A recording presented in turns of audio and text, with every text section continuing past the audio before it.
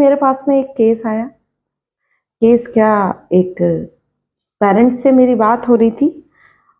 Mother ने मेरे को फ़ोन किया, बोली कि बिटिया बहुत परेशान करती है, चीखती रहती है और क्या बोलते हैं, पढ़ाई नहीं करती है, उसको लिखना पसंद नहीं है। ये सारी इस तरह की कंप्लेंट्स वो जो है अपनी बिटिया की मुझसे कर रहे थे। तो मैंने उनसे पूछा कि अच्छा, और कोई इसके अलावा कुछ और बात भी है? तो उन्होंने कहा नहीं, आप एक काम कीजिए, मेरी मम्मी जी से बात कीजिए। मम्मी जी मतलब कि उनकी जो सासू माँ थी, वो भी मुझसे बात करना चाहती थी। मैंने कहा उनसे भी बात कर दीजिए। जो जितनी भी बातें उन्होंने बोली, सारी की सारी बातें उनकी मदर इन लॉ ने भी बोली। बोली कि बहुत परेशान करती है और बिल्कुल एकदम पढ़ाई नहीं करना चाहती है, और इतना हम उसको बोलते हैं ना पढ़ाई करती है, कुछ भी बोलो तो चीखना शुरू कर देती है। इस तरह की कंप्लेंट्स वो कर रहे थे, और घर को बहुत गंदा करती है, खिलौने फैला के रखती है। कभी ये खिलौना फैला देगी, कभी वो खिलौना फैला देगी। और जो पेरेंट्स हैं कि जो साथ में जो मेड्स लगी हुई हैं, कह रहे थे कि वो मेड्स मुझसे आके शिकायत करती हैं। उसके लिए दो दो मेड्स हमने रखी हुई हैं, और दोनों शिकायत करती हैं कि ये तो पूरा घर फैला देती है। तो मैंने बड़ी ही शांति से उनकी सारी बातें सुनी, क्योंकि एक कंसल्टेंट जो है ना, उसका एक गुड लिसनर होना बड़ा ज़रूरी है। तो मैंने वो गुड लिसनर की तरह उनकी सारी बातें सुनी। उसके बाद जो, क्योंकि हिंदू धर्म से हैं और बहुत ही धार्मिक भी थे, तो मैंने उनसे कहा कि आप घर में लड्डू गोपाल जी की पूजा करते हो? तो बोले हाँ, पूजा करते हैं। मैंने कहा अच्छा, तो लड्डू गोपाल जी की पूजा करते हैं तो लड्डू गोपाल जी की जो टीवी में स्टोरीज आती हैं, लीलाएं आती हैं, वो भी जरूर देखते होगे? तो बोले हाँ, वो भी देखते हैं। मैंने कहा कैसी लगती हैं? बहुत अच्छी लगती हैं। सबसे अच्छी कौन सी लीला लगती है? बाल लीलाएं सबसे अच्छी लगती हैं। तो बोले हाँ, बाल लीलाएं तो बहुत अच्छी लगती हैं। तो मैंने कहा वो जो लड्डू गोपाल जी की एक लीला है जिसमें वो दही को फैला देते हैं और वो मक्खन चुराते हैं, वो लीला कैसी लगती है? अब इतना सुनने के बाद वो कुछ शांत हुई कि मैं पता नहीं क्या बात करने वाली हूँ उनके साथ में।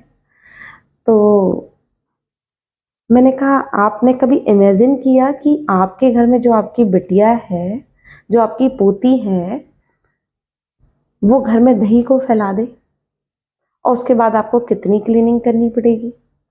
आप सोचिए कि ये जो यशोदा माँ थी, उनको कितनी इरिटेशन होती होगी इस बात से कि उन्होंने दही फैला दिया, और साथ में दूसरों के घर में जाके चोरी भी करते थे दही मक्खन की।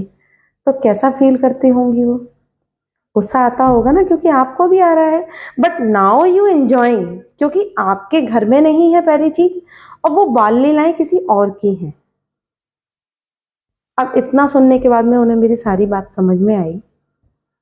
मैंने कहा आप बस इसी बात को समझने की कोशिश कीजिए कि वो एक 4 साल की बच्ची है, और 4 साल की बच्ची के लिए आप मुझसे बात कर रहे हैं कि मैं कोई ऐसी रेमेडी करूं, मैं आपसे कहूं कि इसका तो मंगल बड़ा प्रबल है, या इसको कोई बुद्ध वाली कोई अंगूठी पहनवा दूं, या कुछ इसको गले में लॉकेट डलवा दूं जिससे ये लिखने लगे, या आपके घर में वास्तु में जाके आपके घर का वेस्ट साउथ वेस्ट चेक करूं जिससे पता लगे कि घर में ये लड़की इतना परेशान क्यों कर रही है?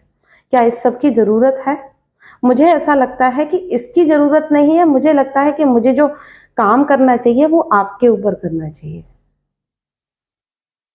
इतना सुनने के बाद में वो दोनों ही बहुत शांत हो गई, और उन्होंने कहा कि आप जैसा सही समझे वैसा कर लीजिए, आप हमारे ऊपर कुछ इलाज कर दीजिए। तो मैंने कहा आपका इलाज सिर्फ इतना है कि आप इस बात से इरिटेट ना हो, और घर के ईस्ट नॉर्थ ईस्ट में एक फ्लावर्स की बकेट रख दीजिए। करते थे दही मक्खन की, तो कैसा फील करती होंगी वो? गुस्सा आता होगा ना, क्योंकि आपको भी आ रहा है, बट नाउ यू एंजॉइंग, क्योंकि आपके घर में नहीं है पहली चीज, और वो बाल लीलाएं किसी और की हैं। अब इतना सुनने के बाद में उन्हें मेरी सारी बात समझ में आई।